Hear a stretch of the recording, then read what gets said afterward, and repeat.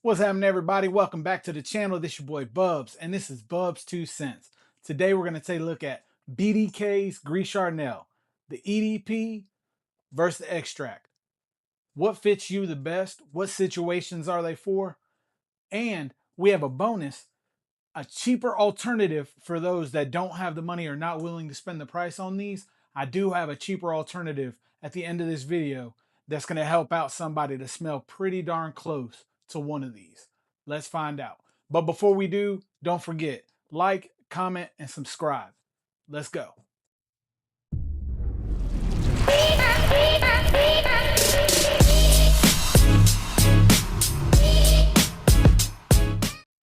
All right, guys, going over Gris Charnel, you have two wonderful masterpieces of a fragrance here. You got the EDP, the softer, more subtle, but still very long lasting and does project very well. Is honestly, it's still a great scent, but it's just a little softer for the people that aren't as loud about it.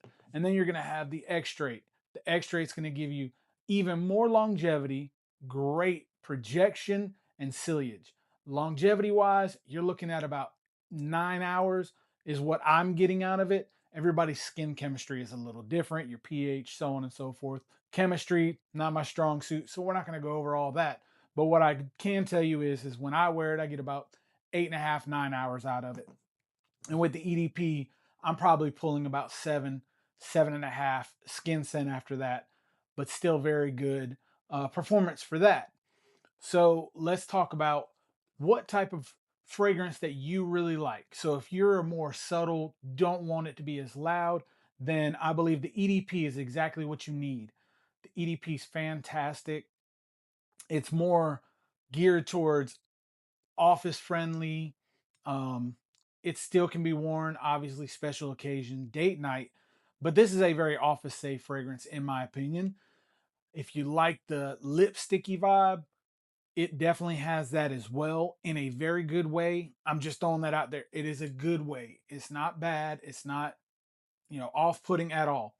When we go over the notes of them, obviously both of them are going to be actually very similar. Not pretty similar. They are very similar. But there are subtle differences which makes the Extrait to me stand out and become my favorite of the two. When we look at the Gris Charnel EDP, you're going to have cardamom, fig, and black tea, which is exactly the same as the Extrait. The top notes are identical. Can't tell them apart. When it changes, you're going to change a little bit in the mid. So in the heart, you're going to get bourbon vetiver, you're going to get orris absolute in the EDP. And then when you go over to the Extrait, you're going to get the iris tanzania absolute, so a little bit different. And then you're going to get bourbon vetiver and cistus on this one, okay? So the Extrait, obviously, other than the bourbon vetiver, they don't share identical middle notes. Okay, when you go to the base, you're going to have the Australian sandalwood in this one, and you'll have tonka bean absolute in the EDP. Again, that whole note breakdown, note pyramid, fantastic. I love this scent. Although it is redundant to own both, this was the one that I purchased first before I got a sample of the Extrait. And when I got a sample of the Extrait, I knew I had to have it, in which I will be diving more into the house of BDK because I do believe they have other offerings that are going to be just as good. And I'm very excited to try them. I got a couple samples on the way. I like to sample before I buy, guys. I can't stress that enough. Sample before you buy. That is rule 101, okay? Especially if you're buying niche or high-end designer fragrances, don't just blind buy something just cuz. Even though I'm not going to lie to you, the rush of blind buying, I have that as well, but this is not something that I'm going to blind buy. If you can't find it in the store to smell it, pay 15, 8, 9, whatever it is, get you a sample, make sure that you like it before you purchase it. All right. So then when we're going over the Extrait, okay, and in the Extrait, obviously, like we said about the mid changes it. But in the base, that's where you're going to really notice the difference in the Extrait. So in the Extrait, okay, you're going to get the bourbon vanilla absolute. You're going to get sandalwood, very similar to the Indian sandalwood. You're going to get American Cedar, which is going to give you a smokier vibe. And then you're going to get Brazilian Tonka Bean Absolute and Indonesian Patchouli. So again, the bases are different. I believe this base to me is way better. Both of them are fantastic fragrances, but this one right here just suits me and suits my personality better. Remember, fragrance is supposed to emphasize or show off your personality. So whatever you wear it because it's accentuating your personality. It's accentuating who you are as a person. So whatever makes you feel good is the fragrance for you. It's not going to be the same as everybody else. That is perfectly fine. Don't let anybody tell you how you should do your fragrances or what you should like, because fragrance is subjective to everybody, but the only subject that matters is you, unless you're married.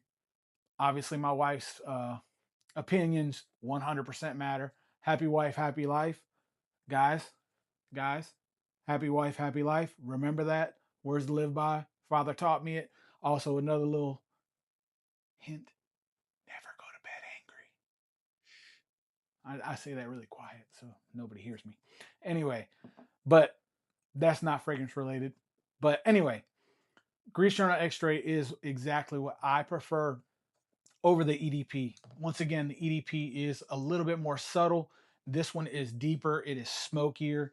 You're gonna get still the same spicy, woody, kind of a creamy accord in both of them, but this one puts on the smoke. I'm a sucker for a smokier fragrance.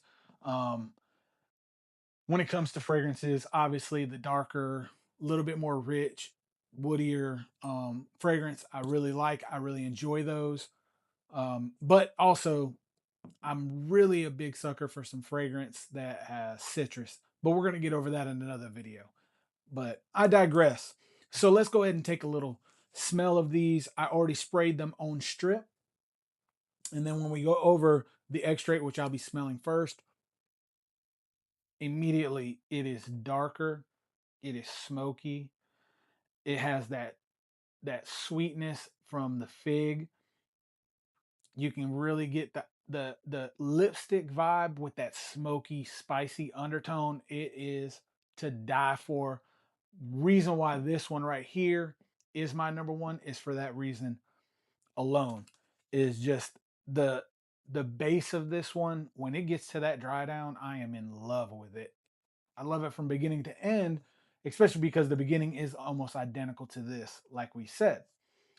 When you get into the eau de parfum or the EDP, it's a little bit lighter, a lot more lipsticky. Um, Still has some of that sweetness, but in the dry down, you're not getting that smokiness. You're not getting that extra oomph at the end, which I do enjoy.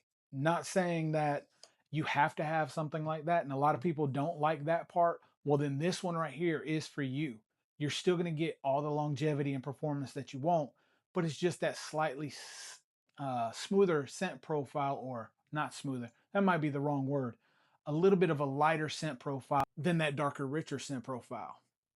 But that is just my 2 cents, because this is Bub's 2 cents. We already know that. That's my ending. This ain't the ending, because remember, guys, I got a cheap alternative for you. You ready? All right.